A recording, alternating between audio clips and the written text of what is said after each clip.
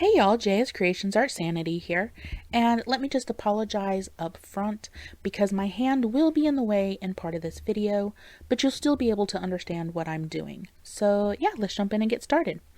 I'm using resin that I've got left over from another project and these feather molds. Now, these feathers actually belong to a Dreamcatcher mold that I got in. Now, I haven't used that mold yet, so stay tuned.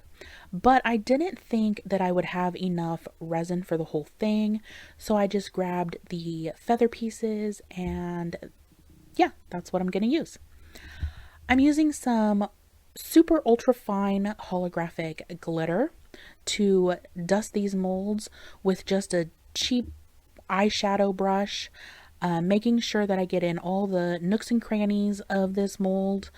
If you don't, you're going to be able to see that, when you pour and then demold.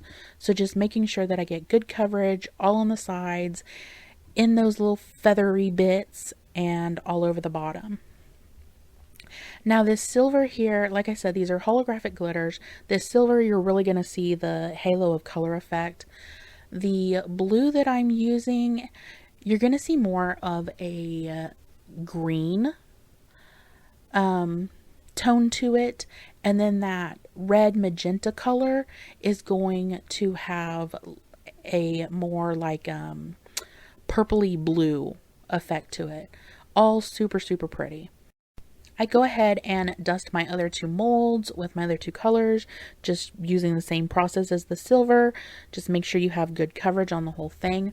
This does get kind of messy, and I am working over a silicone mat. Now, glitter likes to stick to the silicone mats really well. It's hard to get off, but get a lint roller. You guys, this has become a necessity in my craft room. I do have a tutorial showing you, all about the lint roller and the silicone mats. I will be sure to link in here. So make sure you check that out. It is a great tool to have for your silicone mats. A lot easier to clean than soap and water.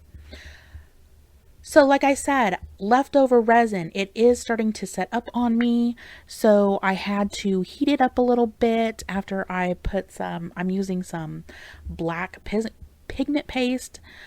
Yeah, I had to heat that up a little bit before pouring it into my molds. I'm just using a popsicle stick to kind of drizzle into my molds to fill them up, making a complete mess. I'm going to give them a little squish around the edges to kind of help any bubbles rise to the surface. I will come in here with like a little skewer, and very carefully, because I don't want to mess up my molds, kind of move those feathery bits just to make sure that resin gets into the little folds there. And again, give them a little squishy to help any bubbles come to the surface. Hit it with my heat gun to pop any of those bubbles, and I will cover this and leave this set 24 hours before coming back to demold. And again, I will show you how I clean up that mess that I've got going on.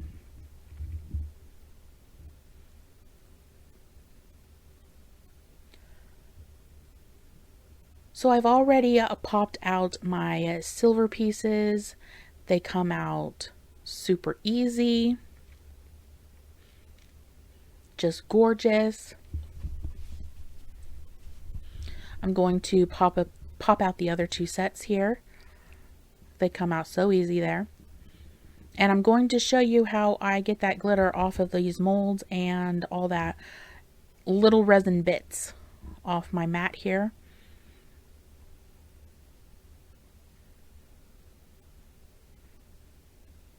Again, using my lint roller.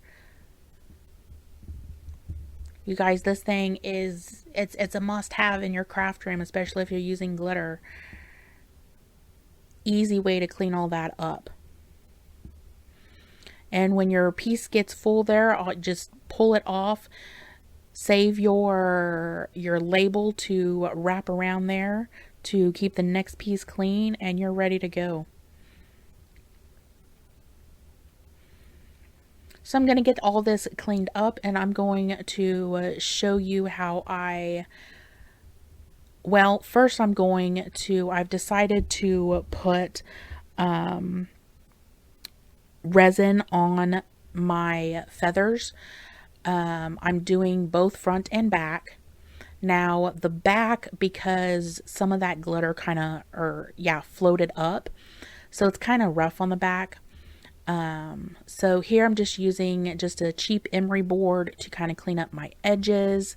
I'll use my X-Acto knife to make sure my middle's cleaned out and any like bits in between those small feather pieces. But once I have my edges cleaned up, I'm going to wipe it off really good, and I'm going to use some UV resin for this part here.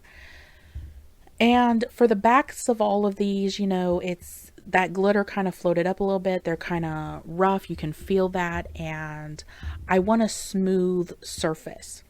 So using this UV resin, first I put some out on this cardboard over here and using this silicone brush to kind of brush it on. That's kind of a pain. So for the backs of them, I ended up squirting just a little bit of the resin onto the actual feather and then using that silicone brush to push it around and make sure the back is covered. Now you don't want to use too much. I don't want to go over the sides. I just want to make sure the back is covered. And the back's a little easier to do than the front because there is a little bit of a lip. But just making sure the whole thing's covered, not to go in my little hole there. Once I'm satisfied, I'm going to hit it with my heat gun because yes, you can get bubbles with your UV resin. And then I'm going to pop it under my UV light for a couple of minutes. Now I'm going to do this on every piece here. I'll finish this up off camera, the backs. And I leave it under my light for a couple of minutes, and then I do put them outside. All of my pieces that I use UV resin on, I will set it with my UV light, and then I will take it outside and let the sun completely set it for anywhere from 10 to 20 minutes. I find that works a lot better. If I just use the light, my pieces tend to be sticky. So I just use the light to set it and then take it outside and let the sun do the rest. So I did the backs of all of them. Now I'm doing the fronts. I will do the fronts of all of them, and I'm doing this for a couple of reasons. A couple of these molds had some blemishes in them, and I mean that's one of the risks you run when buying molds. So it's going to cover up those blemishes. And then two, I want it to shine. I want the fronts to shine.